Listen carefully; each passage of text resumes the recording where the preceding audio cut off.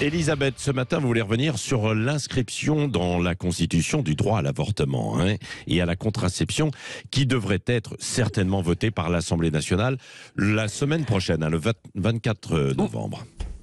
Oui, parce que ces jours-ci, la Macronie penche à gauche. Après avoir joint ses trémolos à ceux de la NUPES sur l'Ocean Viking, elle va soutenir le texte des Insoumis qui propose de constitutionnaliser l'avortement et aussi la contraception. Alors cela n'aboutira sans doute pas finalement à la constitutionnalisation, car une révision constitutionnelle d'origine parlementaire doit être votée par les deux assemblées puis ratifiée par référendum. Or le Sénat, vous le savez, a rejeté la proposition d'une élue EELV.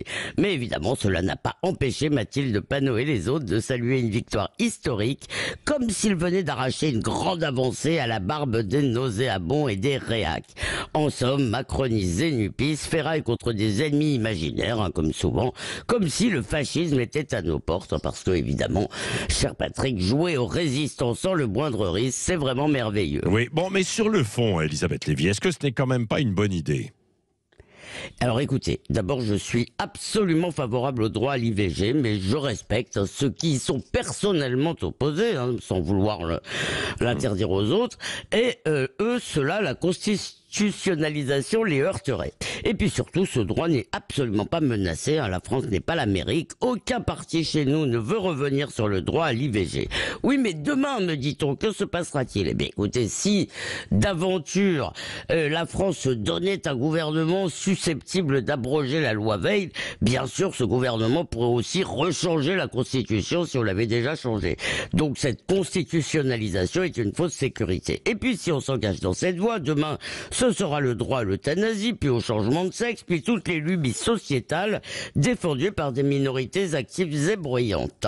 Et la Constitution deviendra un catalogue de droits individuels alors que sa vocation c'est de définir la règle du jeu. Enfin, l'enthousiasme pour l'avortement, c'est tout de même un peu étrange. La loi Veil le présentait comme un dernier recours, une solution douloureuse à une situation douloureuse. Aujourd'hui, les féministes se déclarent pour l'avortement plutôt que pour le droit à l'avortement, comme si c'était en soi un merveilleux accomplissement ou plus exactement, une méthode contraceptive comme une autre, et je ne parviens pas à trouver que cette banalisation soit un progrès. La contraception me semble infiniment préférable à l'interruption d'une grossesse entamée qui est, quoi qu'on en dise, une promesse de vie.